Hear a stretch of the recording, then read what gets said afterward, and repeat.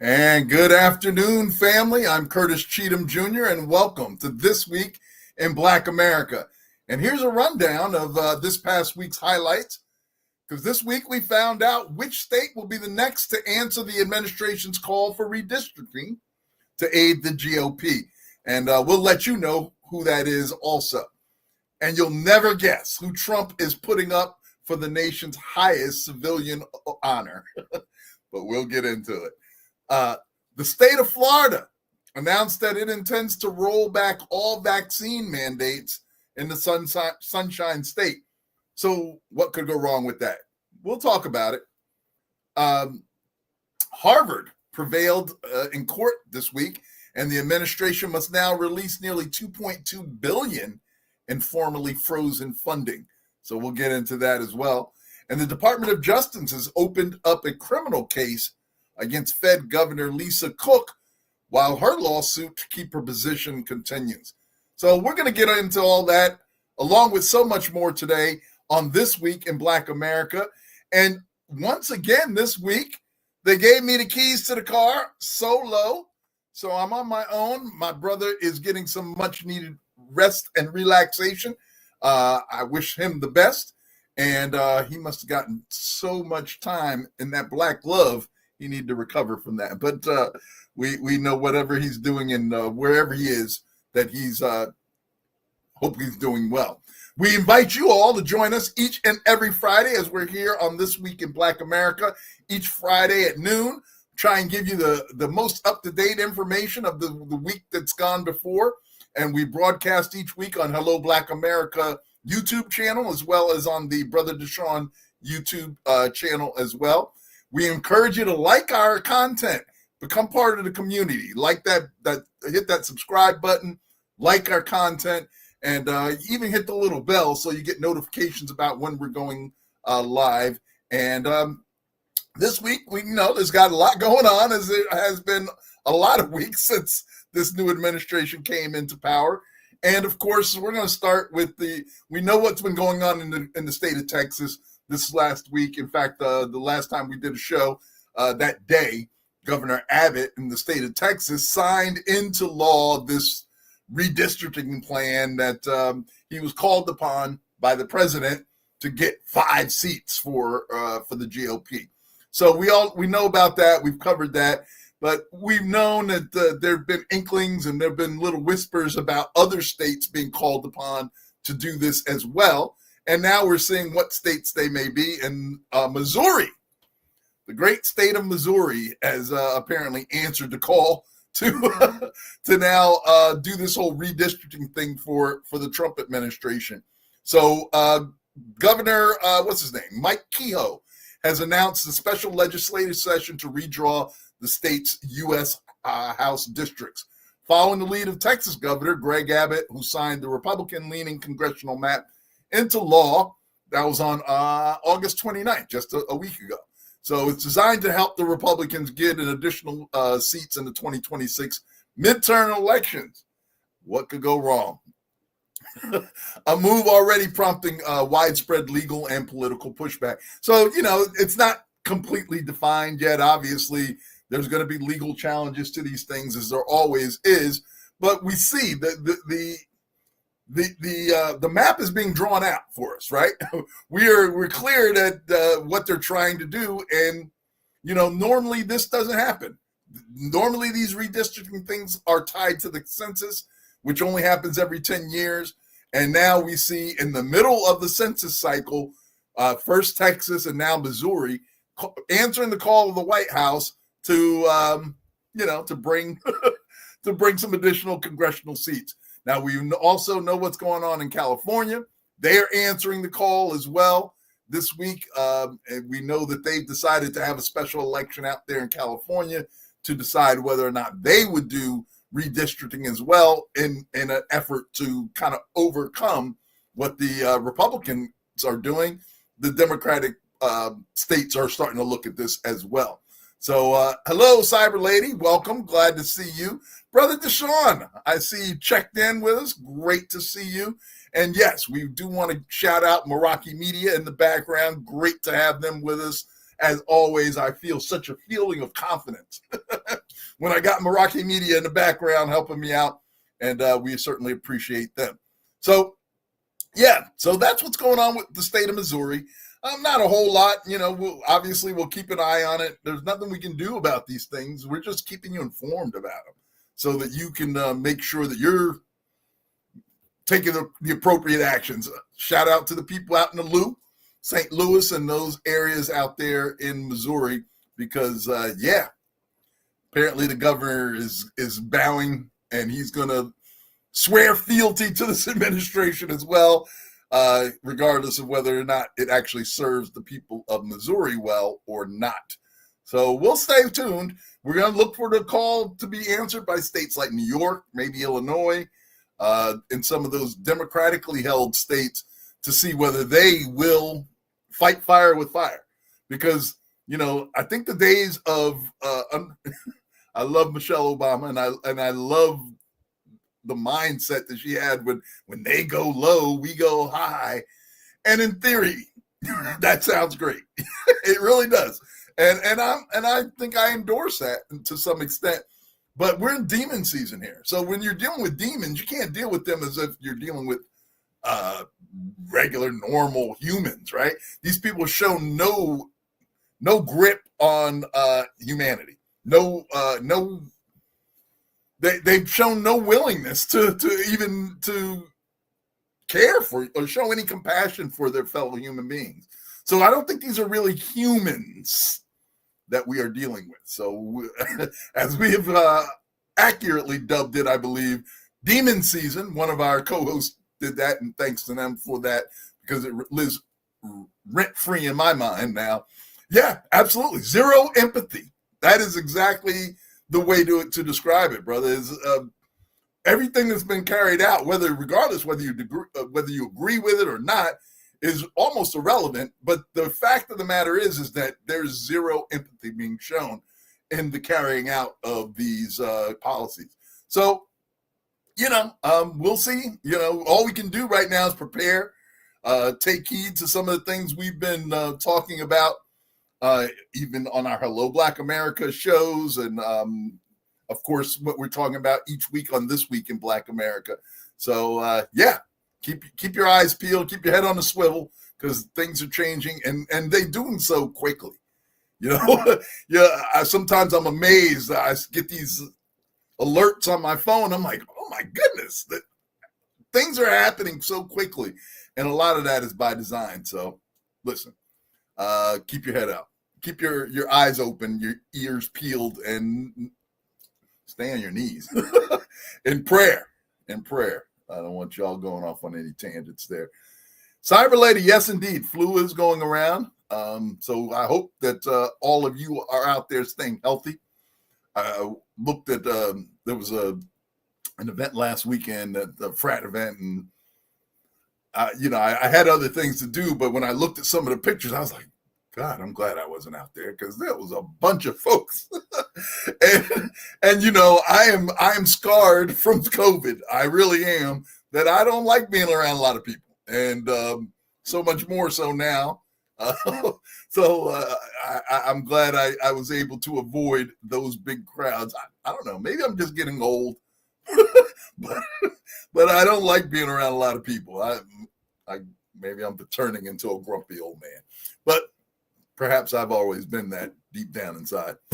Anyway, I digress. Let's move on here, because you guys are going to get a laugh out of this, I am sure. You never guess. You'll never guess. I'll give you 100 guesses and you'll never guess, unless you already know. But the president this week on September 1st, he said that he was going to bestow the Presidential Medal of Freedom. That is, in case you don't know, the Presidential Medal of Freedom is the highest civilian award in the United States. It's awarded by the president to individuals who've made especially meritorious contributions to the security or national interests of the United States, world peace, culture, or other significant public or private endeavors. Now, you see the picture of the spawn of Satan that is on the screen now.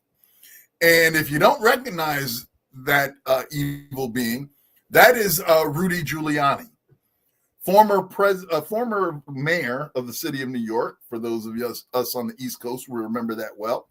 And if you also recall, he had a disastrous run as basically the president's main lawyer.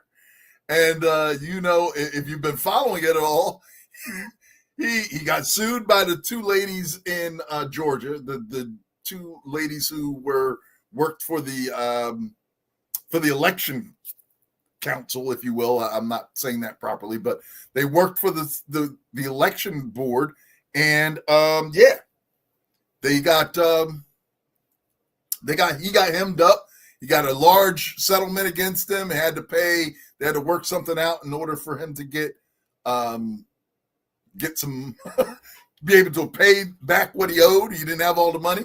So that's something that we need to be worried about, because now Giuliani is it's going to be put up as the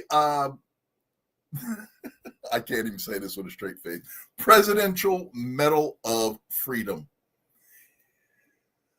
I don't know. He looks a little funny to me, but I don't want to go into he's giving it to P. Diddy, Miss Kiki.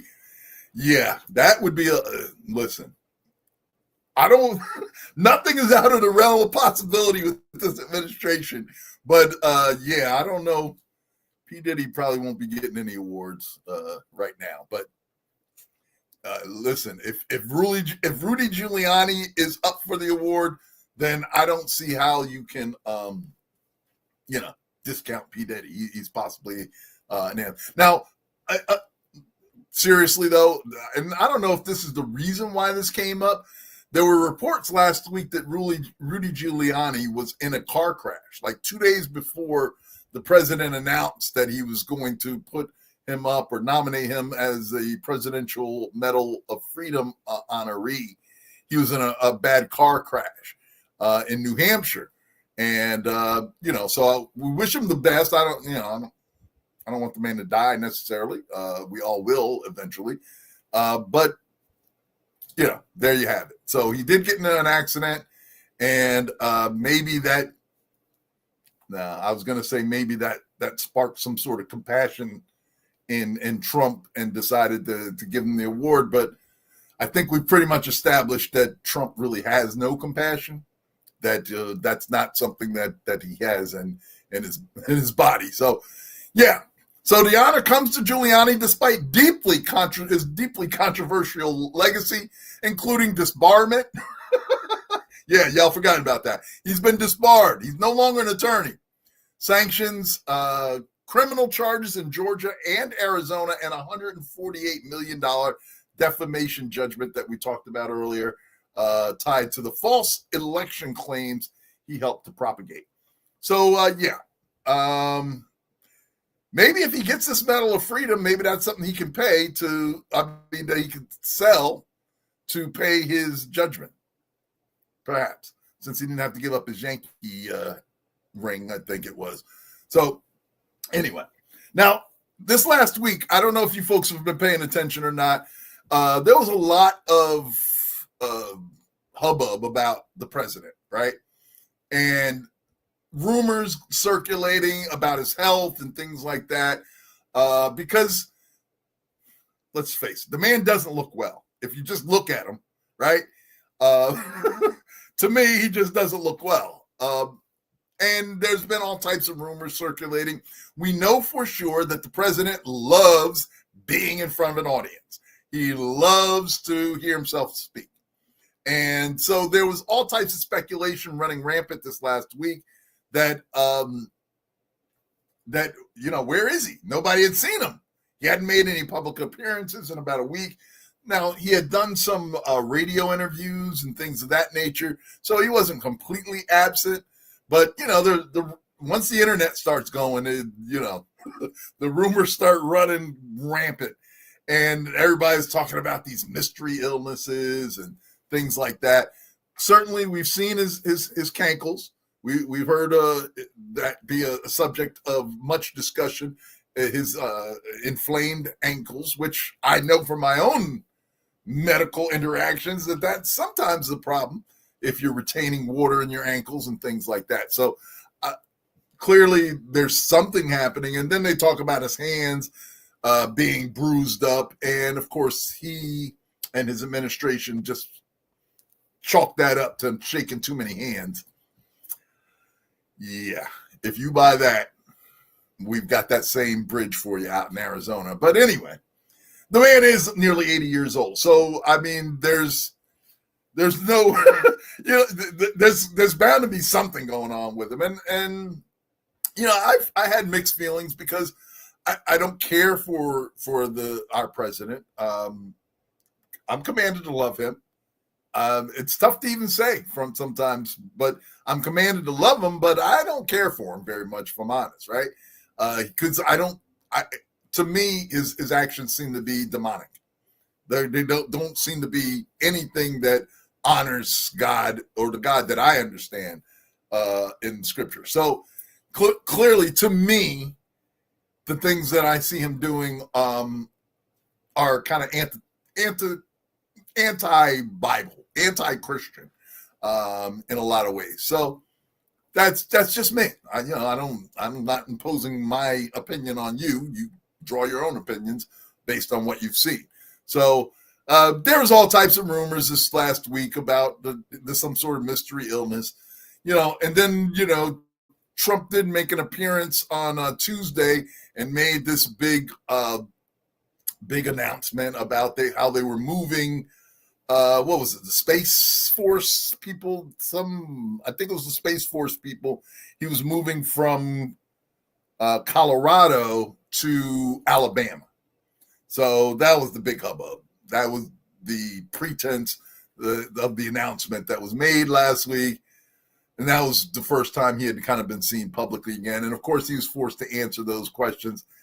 And as most questions go unanswered, really, he just kind of glossed over them. He said something to kind of chart his own narrative. And then, it's on to the next thing. So, listen, the man is nearly 80 years old. He's going to have some issues, I would imagine. Although he claims, and he wants the world to believe that he's a picture of health. Somebody said that he says that he's 6'3" and 205 pounds. Yeah, that's a lot. I've been 205 pounds, and that man is not 205 pounds.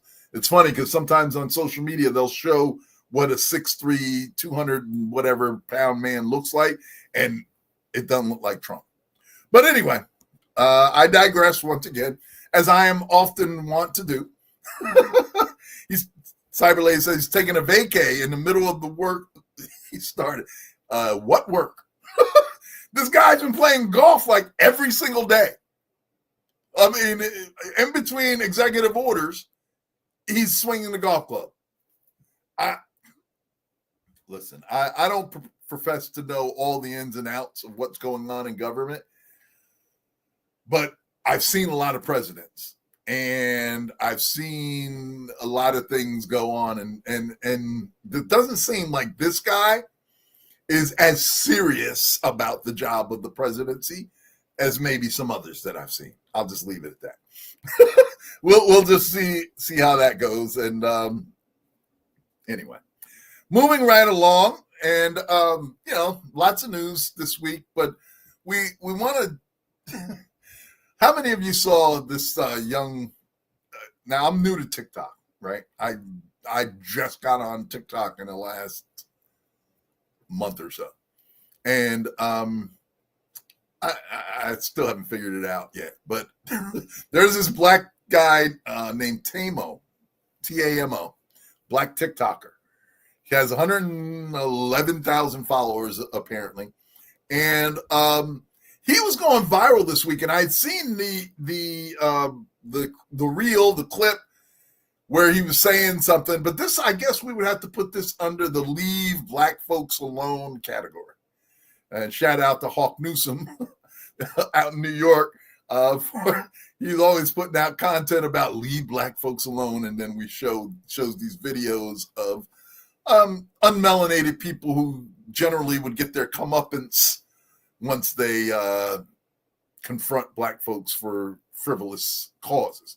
But this Black TikToker, apparently, he went viral after some white guy came onto his page, crashed his Pokemon and video game focused live stream. Now, I don't follow the games. I'm not a Pokemon fan or anything like that. So I know nothing about what he was doing. But he was apparently on this live stream doing all these nerdy things. And some white guy came in and started spewing the N-word at him. I don't know. Apparently that word is thought to have some sort of magical powers that disturb Black folks. Now, I don't want to get off on a tangent, but it don't bother us like it once did. Let's put it that way. So Tamo not only identified the man, he discovered that the man was actually affiliated with the United States Navy. And he also took some decisive action by reporting him to the Naval Inspector General and to his church. I'm not sure he cares about that part, frankly, but okay. To his church, his fellow Black sailors, effectively initializing real life consequences. And over 5 million people liked this clip. And Tamo delivered the powerful line, you know how they tell us that we should be careful what we do on social media because there could be real life consequences. Hi, my name is Real Life Consequence. I love that line. I love that line. Hi, I'm Real Life Consequence. That's a level of petty that I respect. And he insisted that there would be no apology that would be acceptable, no excuse or payment that could stop him, calling the man's career into question and setting an example of accountability in digital era racism. Listen, I don't generally like to wish bad on people because I think there's something in the Bible about don't do that. Let God deal with it. Because if he sees you celebrating somebody's demise, then maybe he changes his mind and perhaps you become the subject of his wrath in that regard. So I personally choose to try and avoid this. And, you know, if God makes a decision to take this white dude out and you know, and lose his job and him deal with the consequences of his actions, okay, I'm gonna just let that happen though. But yeah, so leave Black folks alone is the key. Is the key phrase there is leave Black folks alone. We just want to live. We just want to exist in peace and tranquility and security. You know, the same thing y'all want. Y'all being the unmelanated amongst us, our unmelanated brothers and sisters. And we just want the same things. I don't know why we think it's so unusual that we just want to live in peace and harmony, security, and have the ability to support our families. So leave us alone. And we've shown that we're not out to get y'all. We aren't. I know that that's your worst nightmares, that Black folks will start to treat you as you have been treating us through the years. But we're not about that life, really. We've never shown any indication of that. Yet y'all are still scared. And I'm using y'all to generally describe the unmelanated people in our society. Although, of course, not all of them even fall into that category. So what are we going to do? Anyway, let's move on. We got the story down here in Florida again. Gotta love Florida. Oh, and we got another big one coming up on Florida later. But let's see what Miss Kiki is sending us here. That's what he gets. I'm not celebrating, but I'm simply saying this is the cause and effect. Listen, I'm all in, Miss Kiki. I agree with you 100%. And yeah, cause and effect. Some people call it karma. Some of it getting his comeuppance. Whatever you call it, it's yeah. Some of it call it FAFO. You want to mess around and find out. And yeah, whatever you call it, I you know, if it happens, I'll accept that. Yeah. How did dude find out? Who? Yeah. I don't know. That isn't a legitimate question, but I do know that in this digital age, there's this unmelanated guy who seems to be down for the cause. What's his name? We've shown his stuff on the show before, but there's one guy, the white guy, he's always putting out, I need to find out who this is. And then, you know, you read the comments and, you know, in a few minutes, it seems like the information comes pouring in. So in this digital age, I don't know how they do it, but people are able to find your information very quickly, whether it's IP addresses, stuff like that. People are far more technically savvy than myself, apparently, because they get on this computer and they find out everything. And it's funny because when that guy was talking, when the Tamu guy, the black TikToker, he was like, yeah, I know your 2-year-old daughter and your dead mama. And I'm like, whoa, wait a second. Hold on a second. That's more information than anybody should know. But yeah, it's out there. So, hey, Denise, welcome. Welcome to the family. We appreciate you all the way from the West Coast. So good morning to you. And thank you for joining us. And yeah. So anyway, let's continue on. We were about to go into Florida and discuss these two pastors from Florida, Andrew Oliver of the Allendale United Methodist Church and Benedict Atherton Zeman of the Unitarian Universalist Church of St. Petersburg. They were both arrested in St. Petersburg after sitting on a Black History Matters street mural, praying atop it to prevail state workers from painting over it, even after repeated warnings from the police. So let me just back up here and make sure I'm understanding this. So we have these two pastors, Andrew Oliver and Benedict Atherton Zeman. So apparently they're sitting on this mural in an effort to keep officials from painting over it. And the protest was in response to Governor Ron DeSantis' enforcement of Senate Bill 1662, which bans political expressions, including murals on state-controlled transportation facilities. A move critics argued targets inclusivity and cultural symbols. So city officials, including Mayor Ken Welch, pushed back and sought exemptions. They were trying to get exemptions for this Black History Matters mural that had been painted. And the city officials, including the mayor, pushed back, sought exemptions, but highlighting that such murals embody their community's identity and values. Though denied, they vowed a strategic ongoing response rather than sacrificing civility for confrontation. So yeah, I mean, these pastors are apparently engaged in an act of civil disobedience in order to try and stop this mural from being painted over. Now, what we saw happen in Washington, D.C. with the with the Trump administration painting over the Black Lives, not even painting over, tearing up the street, tearing up the street that had Black Lives Matter, the Black Lives Matter Plaza in Washington, D.C. So this seems to be kind of a similar thing. Florida is kind of one of those incubator tubes for what you can get away with in Florida before, I guess, Trump decides to test it on the overall population. But hey, Get Black with Me, how you doing? Good to have you with us as always.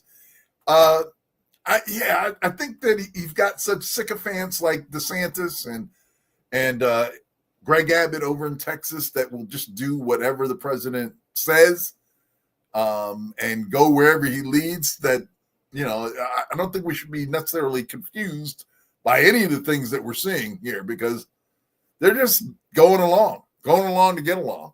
So, these two pastors in Florida, I don't even have the update, so I have to look for that to find out whether or not these two gentlemen were still being held or anything like that. But this is the kind of thing we're going to see happening. And keep in mind that it's designed, and we've said this many times on our show when Brother Deshaun and I have talked. It's kind of designed to sow chaos, right? Get you off your square a little bit, get you wondering what's happening. Want us to live in a state of fear or doubt, or just not knowing what's next. So that was actually it was in St. Petersburg, just outside of Tampa, actually, right there. So it wasn't actually Tampa. The article saying itself St. Petersburg. So St. Petersburg, Florida, shout out to you. And hope that the community comes to the support of these two pastors who are just trying to do the right thing. Yeah, they're being driven by morality, by compassion and empathy, things that this administration doesn't seem to possess in any large degree. So last week we talked about the Fed chair, the Fed governor, Lisa Cook, only black woman on the Fed, had been confirmed by just one vote. So she went through an exhaustive confirmation process. So all the dirt came out. And then, of course, the president did something that clearly he's not able to do. Send her a letter basically saying that she was being dismissed because of some allegation. So they had no real proof or anything, but they had this allegation of mortgage fraud.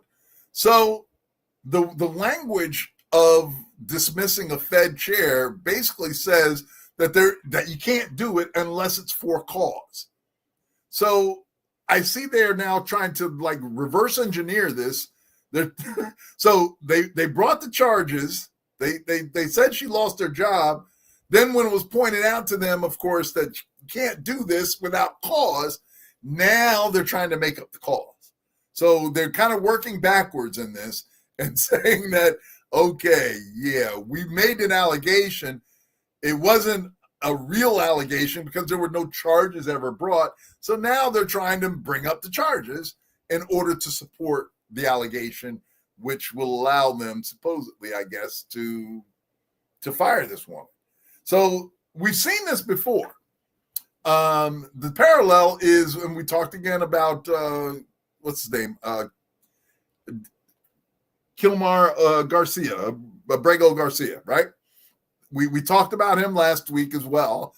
And it was a similar type of parallel, is that, so they dismissed him, said they did it incorrectly, that he wasn't supposed to go, but they weren't going to try and bring him back. And instead of trying to correct the mistake, they decided to trump up charges to support the fact that he's been deported to this third party country. So we've seen this administration. First of all, they'll try and do whatever they can to see if it sticks. And if they realize that it doesn't stick, then when somebody tells them what should have been happened, now they try and go backwards and revise history to include the crimes, quote unquote, the crime that was necessary to start off to allow them to take whatever action they're trying to take. So hopefully you can see those parallels, even though they're obviously different situations. But we see this administration going back, revising history to kind of fit whatever the narrative that they're trying to craft. So, we'll see how it turns out. Of course, Ms. Cook also has a lawsuit pending. And of course, sometimes we see these things play out weeks and weeks later where, they make a big splash about some executive order or something. And then, we find out a month later that that what they were doing was actually ruled as being unconstitutional or illegal in some way. And so the judge asked in both parties to file some additional arguments. They were supposed to have ruled on her lawsuit recently, but the judge asked for some additional arguments to be submitted. Not unusual. And the ruling would be, stayed for a minute until they were able to provide that. So if Trump does succeed in removing Cook, he would shift the balance of power from the seven-member board, potentially securing a majority to advance his push for interest rates cuts. And if you don't know what's going on with this whole interest rate cuts thing, go back to the Hello Black America page. We did a whole breakdown of this on our Hello Black America content. About how the interest rates have been cut for years, and it's not good for America. Let's put it that way. It doesn't seem like it's good for America. Go out and watch The Age of Easy Money if that's still available, because it was on PBS, and PBS is gone now. But they've managed to defund PBS, of course. But The Age of Easy Money. Go and watch that documentary and see if you come away with the same sort of understanding about the house of cards that our economy has been built on for the last almost 2 decades now. So anyway, so we'll keep an eye on that. We'll keep an eye on what goes on with Lisa Cook and the legal battles that are underway with regard to her maintaining her job on the Fed committee there. So anyway, who the heck or why is the administration wanting her, and why is I know that's not a real question, Miss Kiki. I know that is not a real question, because that answer is pretty obvious. She has entirely too much melanin for their liking, and probably that she's not going to quietly go into the night without speaking up. One thing a Black woman will do is speak up, right? You're not going to just let it happen. You're going to hear about it. And maybe that's more of a battle than he's willing to put up with. So we'll see. Yeah, so Trump wants to lower interest rates to create an artificial economy. Right now, everybody can see the economy is hurting. Yeah, exactly. We can see it. Well, Cat Williams, we can see you. But the thing that this administration has continued to do, and in fact, the first Trump administration, is just kind of repeat things that are clearly untrue. And just repeat them as boldly and as loudly and as often as they possibly can to get those who are incapable of critical thinking to just go along. Those who are unable to think for themselves might believe this stuff if they hear it enough time. And that's exactly what the Trump administration has been doing for now 2 administrations. Just keep repeating the lie as often and as loudly and as boldly as you can. Say it with your full chest every time. Say it with a straight face. Most of us who are moral beings could not even say the stuff that he says with a straight face, because how could you, right? But yet we see our commander-in-chief going around making these statements that are clearly untrue, and a large percentage of the population is duped by that. So what are we to do? Took away civics. We're reducing our educational standards, and this is what you get. This is what they wanted, and this is what they're getting. So this is going exactly the way they planned it, in case you didn't know that. This is exactly the way they planned it. Cyber Lady, yeah, there it's like there is no price counting happening and shrinkflation. Yeah, like we don't see these things happening around us, right? Yeah, all those prices that went up during COVID, how many of those companies now are cutting their prices back down? Think about it. Just think about it. I mean, I'm not going to put anything in your head there, but just think. Those costs went up during COVID because of, all types of things, right? Supply chain things and all types of stuff was going on. And hey, nobody put their prices back down, no. Why not? Anyway, just think about it. Now, this is a scary story because any of us could be in jeopardy here. And, oftentimes on a lot of TV shows, I tend to watch a lot of like police dramas, and Law and Order, NYPD Blue back in the day, those types of shows. So what you see is in some of these shows, they will deal with the idea of some sort of facial recognition. And throughout the time that this kind of technology existed, one of the problems has been much the same way as in the medical field. we tend to only test drugs on unmelanated folks, right?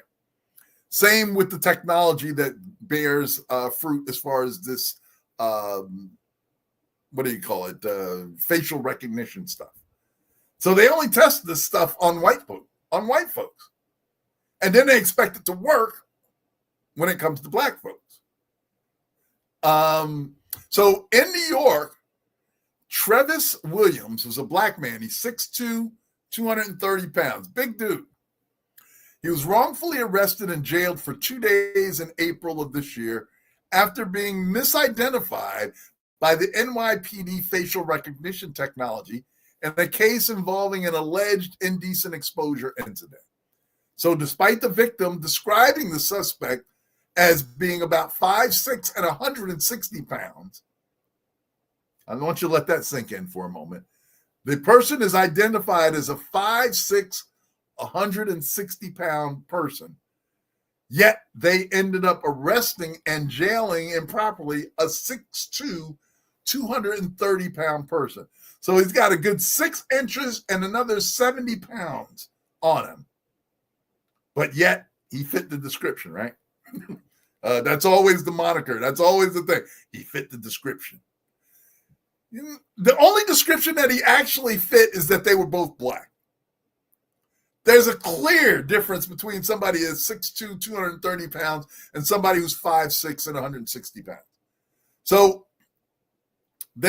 and despite the location data showing that this Williams person was 12 miles away in Connecticut at the time, the NYPD still moved forward with charges without verifying Williams' alibi with his employer, who was Amazon, and relied heavily on the flawed photo lineup and technological match, quote unquote, which he repeatedly denied.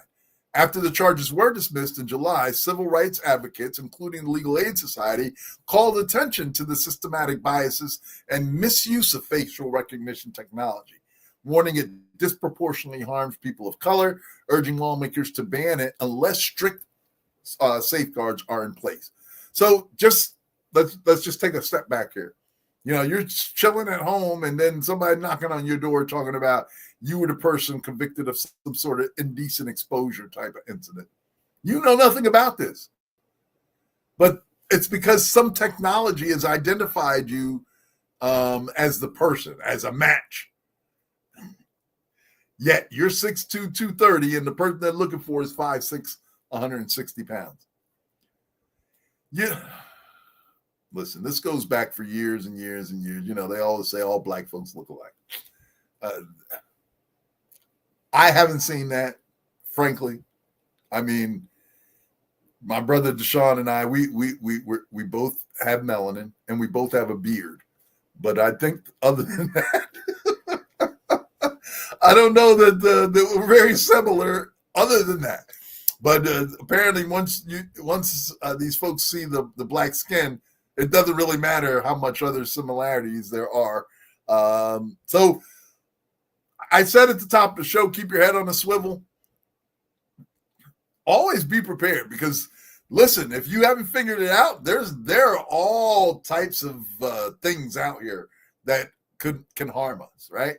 Whether it be law enforcement who are nefarious, who aren't living up to the tenets of the badge that they wear, whether it be this whole immigration thing, they're going to start picking some of them folks that look like us up. And if they haven't already, they will be. And we know this. So there's so many different avenues or ways that danger is coming or could come potentially. So it can be exhausting, frankly, to walk around and knowing that everything is coming at you. Life comes at you quickly sometimes, and so much more so as a black person living in America these days. So I say all that to explore your options. And of course, we talk about it all the time here. Brother Deshaun has been very, very active in putting together plans on how we can get out of here. You can go to jointhecall.org or rep2025.org to find out about those things that we've been discussing. Because let's face it, the picture here in America continues to get dimmer and dimmer all the time. And I'm all for those who continue to fight for what we have put into here. But again, it just seems so obvious to me that this country has shown us over and over and over again that they don't want us here. And this is just me, Curtis Cheatham speaking. I don't want to be where I'm unwanted. I don't want to be where I'm unwanted.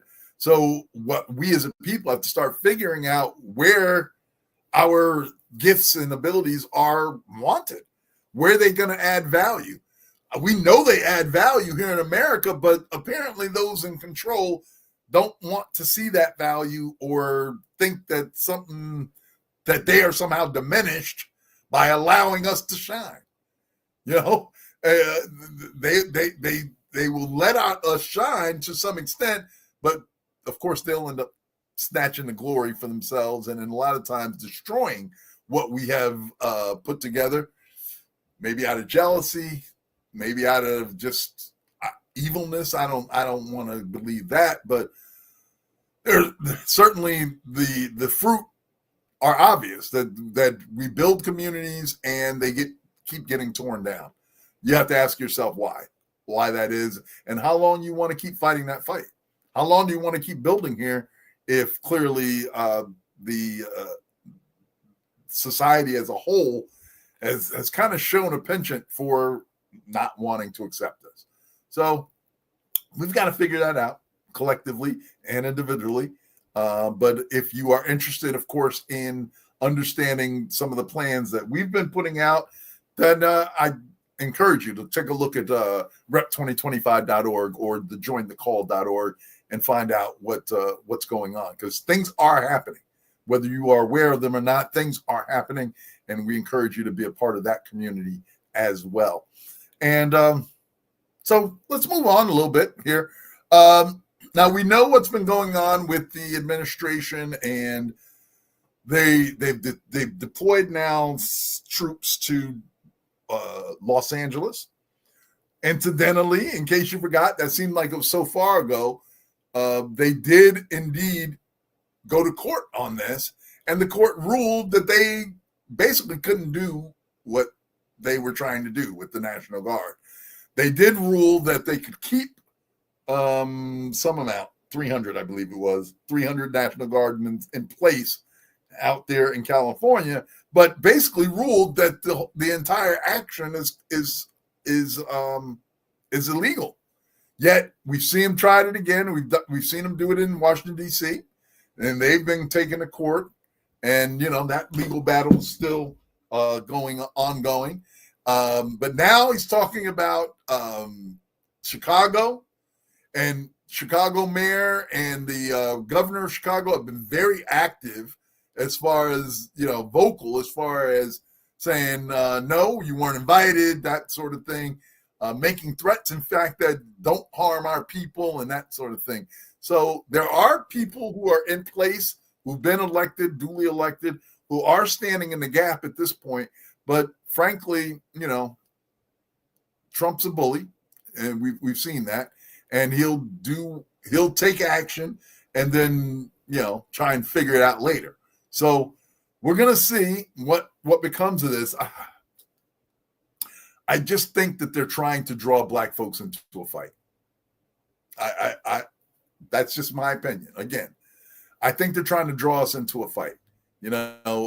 Keep pushing us, keep pushing our buttons, keep doing things that affect our communities. And ultimately, I believe he wants to get us in the streets so that he can release the hounds again. So we can go back to the 60s where you got the dogs and the fire hoses, but he wants to make it with the military, right? He's already shown that. That he's got shown a penchant for the military and military strength.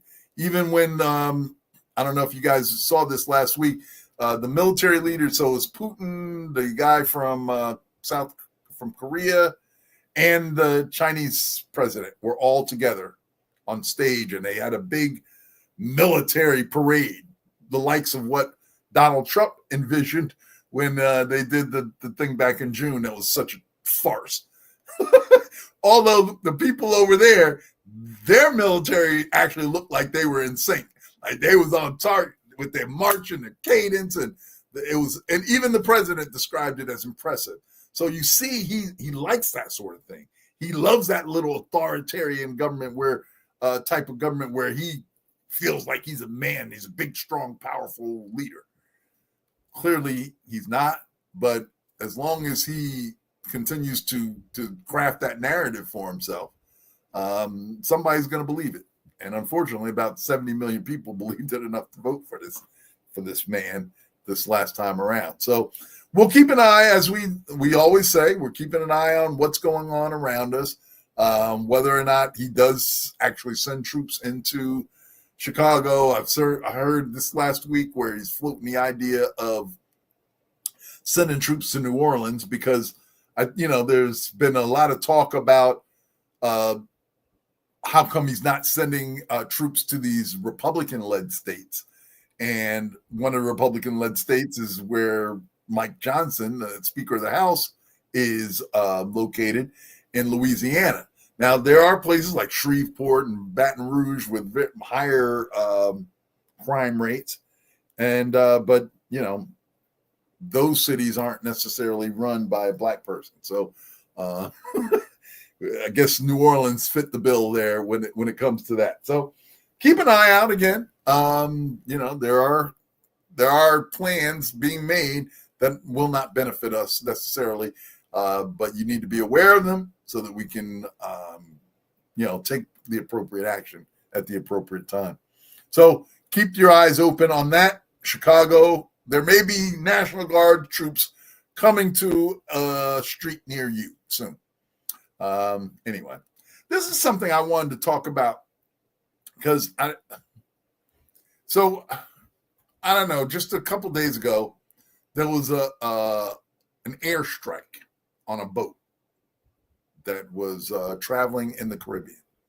Now, supposedly, this was a Venezuelan vessel that had what the administration identified as Venezuelan gang members, 11 of them, I believe, on this boat. And it was a small little speedboat. It wasn't huge, but we saw the president getting on talking about, well, first of all, we saw the president actually show a video of this boat being struck by a bomb of some sort. So this happened on September 2nd. The U.S. military conducted a lethal strike in the southern Caribbean, specifically targeting a vessel that allegedly belonged to the Venezuelan criminal group Tren de Aragua. and was carrying illegal narcotics. 11 people aboard were killed.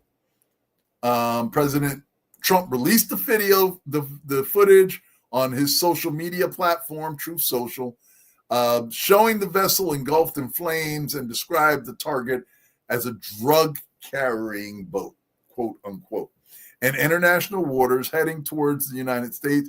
He emphasized that no U.S. forces were harmed. Secretary of State Marco Rubio confirmed that the vessel was operated by a designated narco-terrorist organization aligning with Trump's characterization. And of course, Defense Secretary Pete Pete Hegseth defended the strike as precision, asserting that the U.S. knew who was aboard and what that was doing, labeling them narco terrorists. So, a couple questions. This administration, the same administration that told us that Kilmar Diego Abrego Garcia was a MS-13 gang member based on a photoshopped picture showing MS-13 clearly not actually on his hand, but photoshopped on. So we are supposed to believe the same administration that is just wantonly arresting people, shipping them off to third-party countries without any kind of due process, and we're now just supposed to believe that these people were all 11 gang members. Now, they may well be. I'm not. Okay, maybe they are, but how do we know? This administration has told so many lies that how do we believe it? There was no due process for those dudes. Normally, what you would expect to see, maybe the Coast Guard, if they knew exactly where they were, why not bring the Coast Guard out, cut them down, stop them in international waters, board the ship, and actually see who's on board, and if indeed they are carrying drugs, arrest them and take them through the legal process, and go from there. Why is it that this shooting a bomb is somehow acceptable? Blowing up these people just on the word of this administration or any administration? Why? What's the and I guess they think that Americans are so pro drug control. I remind you that those drugs are coming to the U.S. because this is a simple economic thing. They are bringing the drugs into the U.S. because the demand is there. That means that U.S. citizens are consuming those drugs. Those drugs are not coming into the country and sitting there going bad. Somebody's using them. Somebody wants to use them. So they're brought into and probably in a couple places where the Donald has hung out before. I'm just going to say that and let it sit. Probably been at a couple parties that Donald was in a couple times.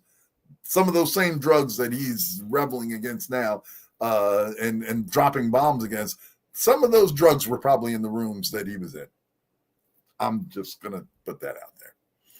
So anyway, Venezuelan's President Nicolas Maduro strongly condemned the strike, warning that maximum rebellion and equating further U.S. aggression to devastating military intervention. So once again, here we go, dropping our big bomb somewhere. Here you go. So, yeah. Do you believe that all 11 people on that boat were in fact gang members?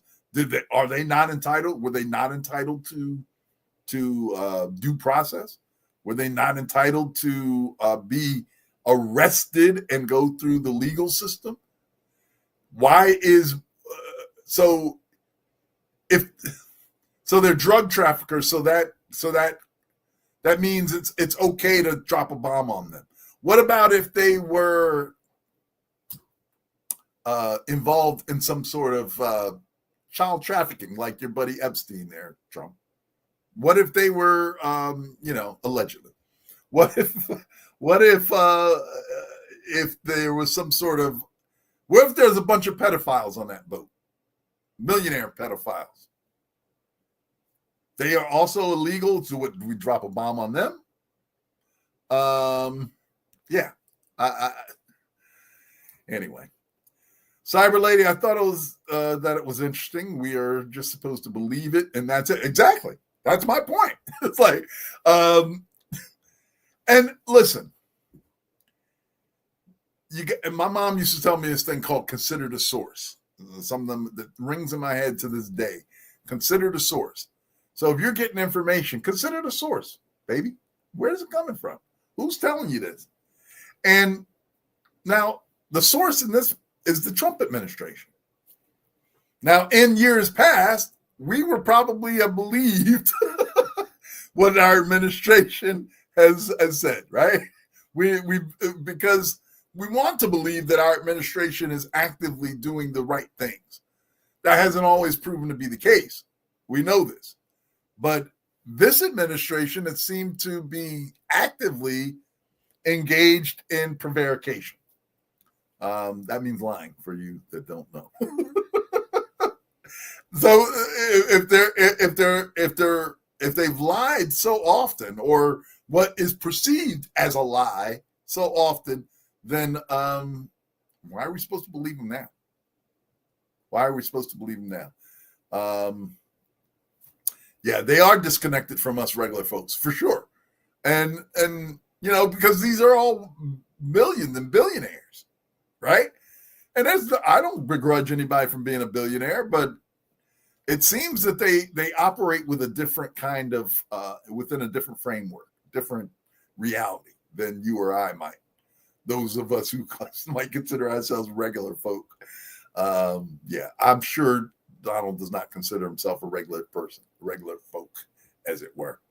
So I don't know. I feel some kind of way about this strike because I don't trust this government. I do not. I do not trust this administration. And if they tell me the sky is blue, I want to go out and take a look, because they have shown themselves to be untruthful. That's the sweetest way I can come up with it to say it. Is they've proven that they speak with forked tongue, as our native brothers and sisters have called it out before. So anyway, let's move on, because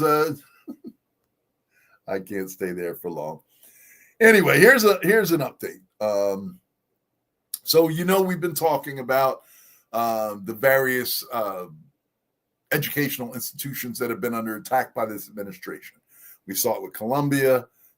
We've seen it with Harvard, other institutions that I'm drawing a blank on at the moment, but they've gone after a bunch of academic institutions, trying to cut DEI out, trying to control basically what is being taught in our higher education facilities. And a lot of these institutions just basically paid the money. They paid them off.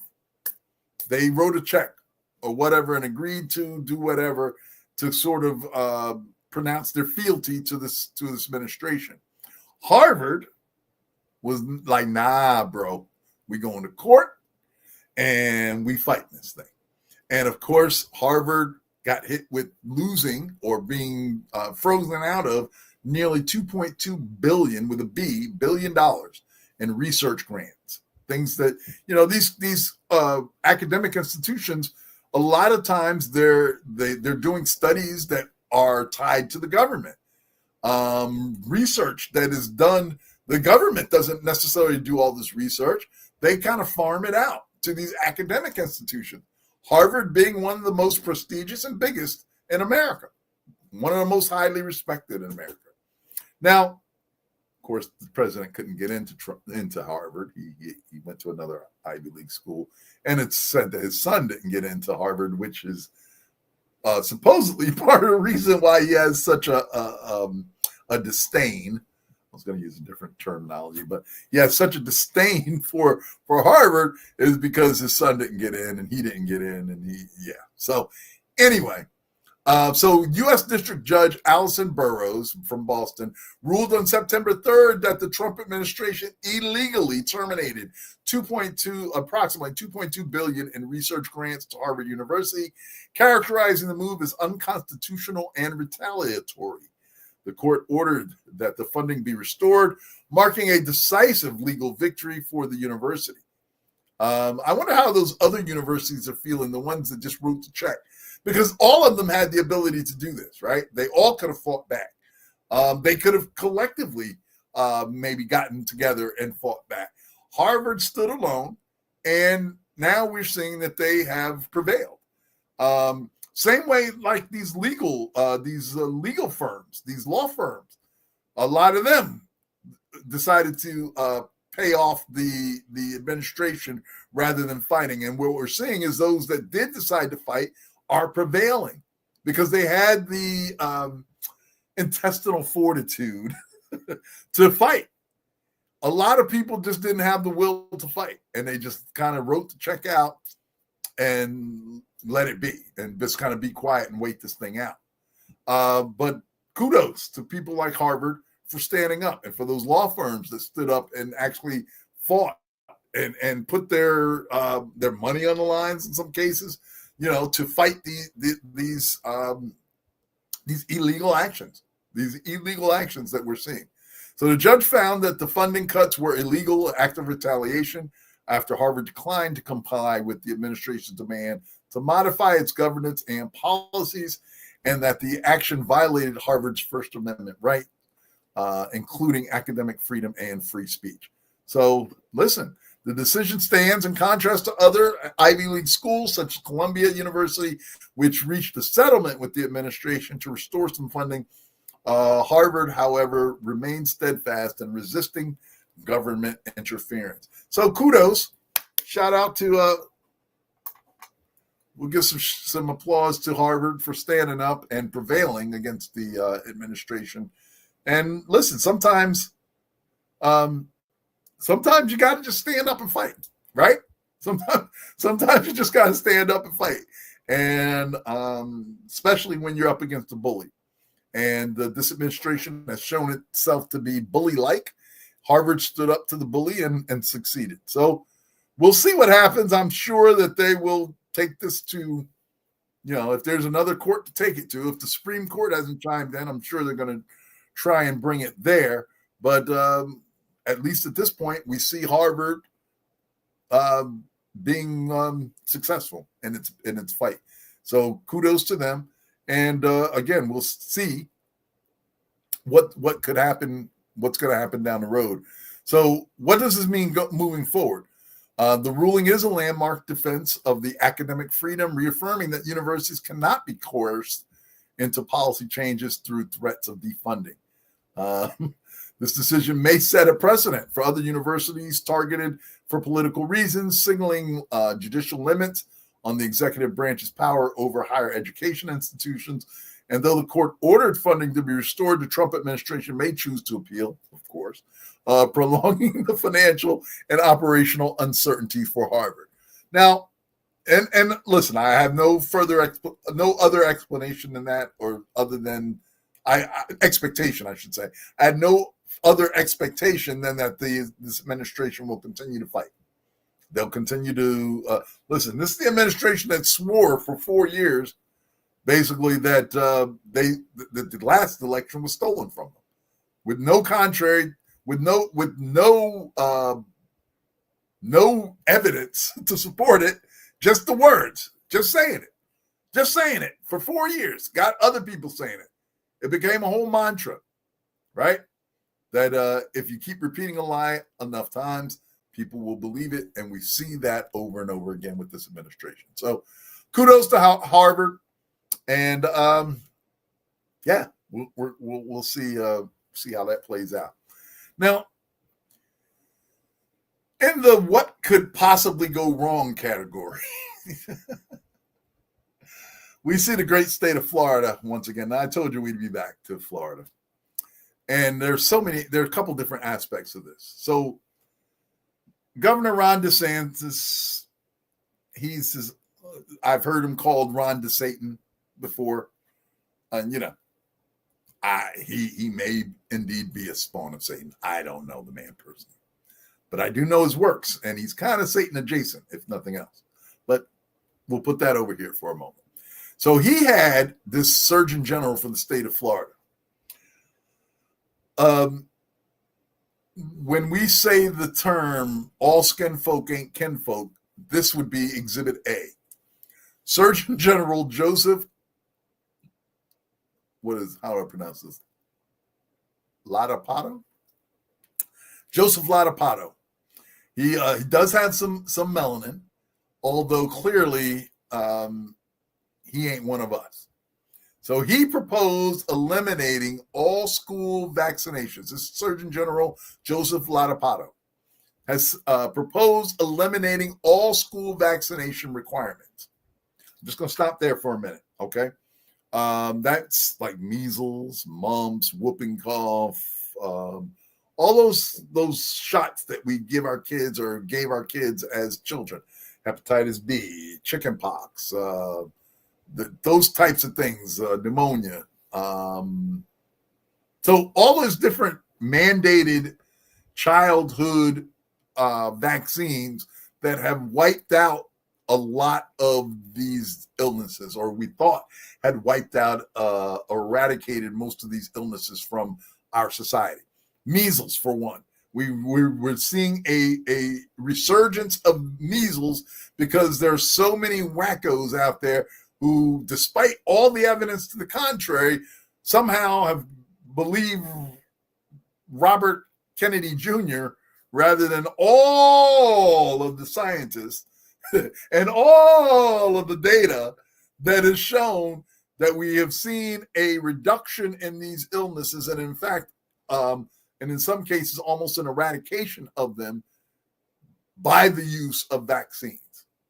So I don't know if you guys all caught RFK Jr. rather was sitting before Congress yesterday, and he was going at it with some senators, some of them doctors, many of whom voted to confirm this guy. Okay, so now they all got religion, right? Now these people, these Republicans, who just a few months ago voted to confirm this guy, having full knowledge at that point that he was a vaccine he didn't really believe in vaccines, right? He although his children are vaccinated, and you gotta, I don't know what his end goal is, but he's been dismantling the CDC. We talked about him firing the CDC head, and then the reaction to the rank and file people in the CDC, because they know these are people that are scientists. They know the science. And yet here we have the state of Florida deciding that they are going to lead the charge of saying that all these school kids don't have to be vaccinated. Now, my question is this. If Florida wants to do that with their children, I'm not a Florida native. I'm not a Florida resident. I have no real skin in this game. But how many millions of people go to Florida each year to go to Disney and go to Universal or go to the beaches or what have you? So now you have Florida who's not vaccinating their kids, and then you've got kids from all over the world coming to Florida to visit, to go to sit at Disney World and play, right? And now they're rubbing elbows with them same little kids from Florida whose parents decided that they know better than the scientists and decided they're not going to allow their children to be to be vaccinated. So now their little snotty noses are running around infecting kids, from other places. And we know the vaccinations are just a stopgap. They aren't cures. They aren't going to necessarily stop everything, right? So people are still getting sick. And it's just, I don't know. To me, and this is just me, listen, if Florida wants to say that their kids won't be vaccinated, their kids should not be able to go outside of Florida. They shouldn't be able to travel out of state. They should not. Keep them in Florida. And in fact, they should be identifiable. Some sort of scarlet letter type thing where we know that kid has not been vaccinated. Stay away from him. Don't go to no play dates with little Johnny, because little Johnny's parents decided he don't have to get no shots. And I'm purposely speaking improperly in that regard. So, I mean, is this not a frightening thing? Am I the only one that says? Because I don't have small children anymore. Thank God. I would hate to be raising small children in this time period. But here we have people who are thinking that, we've got all these years of scientific data to show how we've reduced these many illnesses, how we controlled these many illnesses, polio, chicken pox, measles, things like that we thought we had complete handle on. And now we've deciding to just kind of undo years and years of science. Now, this Joseph Ladapato, the Surgeon General of Florida, he got up and actually compared vaccine mandates to slavery.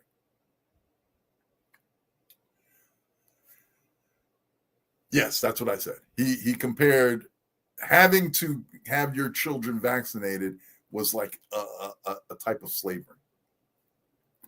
Now, clearly, the book bans in Florida have reached the level of even impacting the Surgeon General, because clearly he's never read a book about slavery, because he doesn't clearly have an understanding about how the enslavement of people actually worked in this country.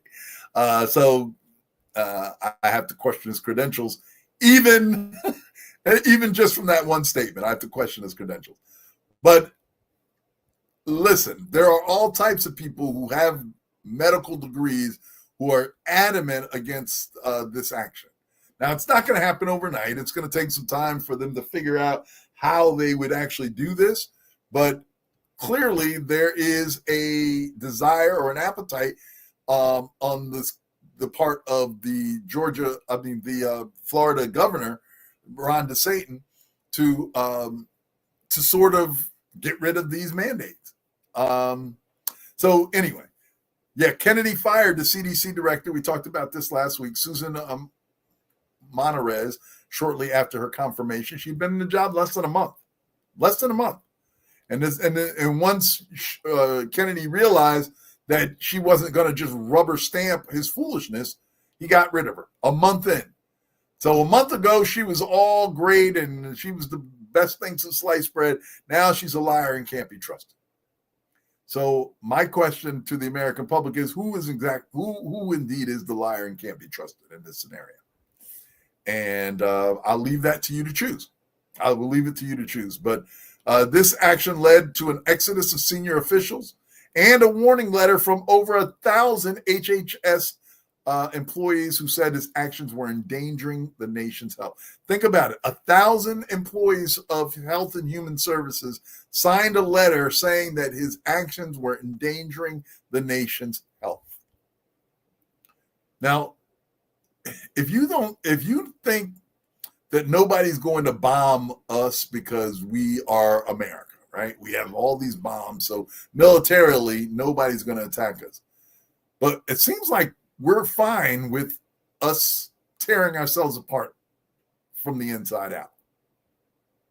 I mean, these are common sense things. It's just that common sense seems to be so lacking. And maybe common sense takes a backseat to political advancement or political, you want to move ahead in the game. You want to try and gain power by any means necessary. So this foolishness doesn't serve the public good. So there must be something else going on, right? Why else would you allow this to happen? Because clearly when we have the experts saying 1,000 experts signing on and saying this is not good for our medical health, this is not good for the nation's health. So anyway, so the proposal to eliminate all school vaccine mandates, including longstanding requirements for diseases like measles, polio, tetanus, whooping cough, hepatitis B, and chickenpox, citing parental autonomy and calling mandates slavery. Yeah, that's what I talked about earlier. So, yeah, that's crazy. Crazy talk is what somebody used to call it. And the implementation strategy. The plan would automatically roll back mandates for vaccines not explicitly named in law, but removing mandates for others like measles and polio would require amending the state legislation. So that's what I mean by they won't be able to do this immediately. They will need some more legislative action to actually do this. But them just signaling their intent to do this should be frightening enough. Should be frightening enough. Cyber Lady, when they do something medical, a peer review should be cited. Give us the facts or make invalid decisions for our own family. Absolutely. And the strange thing is that I believe there are already provisions in place, exceptions that are in place. So if you have some sort of religious objections to getting your child vaccinated, I believe that today you can avail yourself to that exemption and not have your child, subject to the mandate that they be vaccinated. So there is, in fact, a means today that exists to allow for parents autonomy, for the parents to make their own decision about their children taking these things or not. But now we're deciding that, okay, yeah, it's just a free-for-all. It's just a free-for-all. You don't have to take it. And now I hate to say this. We always want people to say, we hear people talking all the time about, well, give us the right to choose. Give us the right to make our own investments. People that are, calling for the ability to take their Social Security money and invest it on their own. I think that's a recipe for disaster. Because let's just face it, we have not done a great job of educating our citizens. We haven't. We haven't done a great job of teaching critical thinking, of allowing people the necessary tools to make these decisions on their own. Imagine if you give the average person, I don't know, $200,000 from their 401k that they earned. It's theirs to invest how they like, or from Social Security. So the money that they would have gotten for Social Security, I don't know, whatever that amount ends up being, 200,000, 300,000. A lot of those folks would end up going broke before the time that their Social Security should have exhausted itself. Just because we don't teach financial security. We don't teach financial acumen in schools. We don't teach kids any longer how to. Well, they don't even have checkbooks anymore. But I learned how to balance a checkbook when I was in high school. I took a class. It was an accounting class. We learned basics of balancing a checkbook.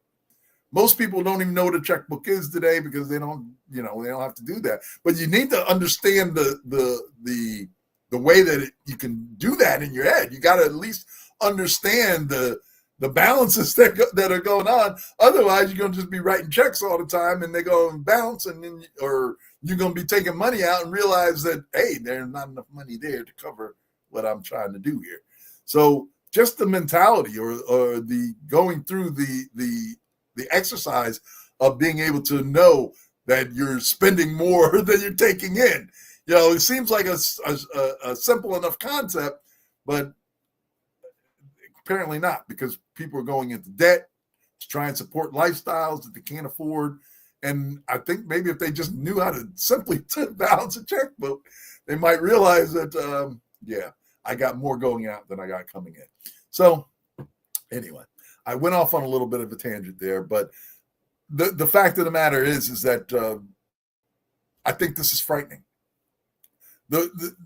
People People go to medical school and they study these things for years and years and years, so they attain a certain level of knowledge and understanding about science and medicine and how those things play out in our bodies, right? So we have these people that are experts, yet we are going to relinquish the decision making from the people who had the expertise to people who just feel like, I don't think that this is I don't think vaccines. I believe vaccines, but you're doing it with no scientific background. You're doing it with no expertise. It's just you bumping your gums, as the old folks used to say. You're just talking to be talking. You have no expertise, and that includes the head of the Health and Human Services, Robert Kennedy Jr. He has no technical background. He has no foundation of science to lay this on. This is all stuff that he just thinks inside his worm-infested head. Look it up. He had worms in his head at one point. That's him saying it. I didn't say it. But anyway, this is frightening on so many different levels. That we people that we elect to really care for us have sort of abdicated that responsibility. We see it in the state of Florida. We see it in the state of Texas. Missouri is now jumping on the bandwagon, where we have these leaders, quote unquote, people who are elected to lead, and they are abdicating their responsibility in fealty to a president who has shown himself not to be a leader. Yeah, worms in his head. Exactly. Yeah, if y'all don't know, read up on RFK Jr. He's the dude that supposedly there was some story not too long ago that came out about him. Something about a dead bear in Central Park. Google it. And this is the guy making medical decisions about our country, right? So anyway, RFK, listen, there are so many things going on around us. That's why we bring this to you each week, because I know there are certain things that happen and you get caught up in your lives and you don't always have time. I know, and I've said it numerous times over and over again, that if I did not have the responsibility for gathering news for the express purpose of informing our audience about it, I would not be checking in on a lot of this stuff. I really wouldn't, because it's overwhelming. There's so much going on, and we talked about it being by design to kind of throw you off. So you're distracted from, you're looking over here, what's going on, and you're not even paying attention to what's going on over here. And I think that that's the way it is. Y'all know that the Trump has made more money in the last 8 months than he's ever made in his life. I mean, just put it out there. The Trump family has made more in the last 8 months than they've vastly increased their personal wealth over the last 8 months. Is that right? Is that the way the country should be run? I know it's a capitalist society and we support capitalism, but should capitalism be run off the backs of Americans? People that we elect in order to take care of our resources, allocating our resources, is really only bringing those resources into his own pocket and enriching himself. And if you think that's okay, God bless you. Listen, that's your opinion. I can't change anybody's opinions. We're all entitled to have them, but they should be informed opinions. You really should have an informed opinion. Don't just start flapping off the mouth because you feel something. Read a book. You've got these computers in your hand that can allow you to look up things in a moment's notice, and most of us don't even avail ourselves of that ability. There are all types of things going on around us, and all you have to do is have the ability to pull up your phone, pull up one of those search engines, and just type it in. Or you don't even have to type it in. You can press the little microphone and say it. Say it into your phone, and of course, they'll give you the information. They will give you the information. And yet we decide that we'd rather just go along. We'd rather just hear what those in command have to say and go along without verifying, without pushing back, without even knowing whether or not what they're saying is true or not. So anyway, listen, this is the time where we're supposed to be ending, and we will end today because normally, and I love it, so I'm not casting aspersions here, but sometimes my brother and I will get on, we'll start talking about these things, and we'll start going back and forth, and next thing you know, you look up and it's 2 or 2:15, and we end up going over a little bit. But we just wanted to make sure, I just want to get on here this week, make sure that you had an idea, continue to know an idea of what's going on around you. If life is coming at you and you don't have time to sit down and look at this stuff every week, that's what I'm here for. And I'm subjecting myself to the cruelty of going through this news each week so that we can share it with you, so that you can be aware of what's going on during this time and during this season, even this demon season. And listen, it is indeed that. It is indeed that. And it's unfortunate and it's sad that so many of us are going to fall victim to the incompetence of this administration, as well as the lack of empathy of this administration. So a lot of people are going to be hurt, unfortunately, but we want to make sure that our audience understands at least what's going on so that you can make informed decisions about what you want to do. We certainly appreciate you joining us this week in Black America. I want to thank the Meraki Media team in the background for being here throughout, guiding me through this. I pray that my brother has gotten and is going to get some good rest and relaxation, and we're going to try and bring it back to you. We'll run it back next week and see if you'll join us again next Friday at noon on This Week in Black America, when we, once again, will try and break down what's going on around us. If there's things that are going on that you know about, reach out to us. We'll love to hear it, and we always appreciate our co-hosts joining in and bringing us information each and every week. We certainly appreciate you. Make sure that you, if you haven't done so yet, hit that little thumbs up so you like our content, and certainly subscribe to it and hit the bell so that you get reminded each week when we come online to bring you This Week in Black America. You will be up to date. I'm sure my brother will be back next week, and and we'll try again to bring you the latest on what's going on, what affects you in Black America. Don't forget rep2025.org, jointhecall.org.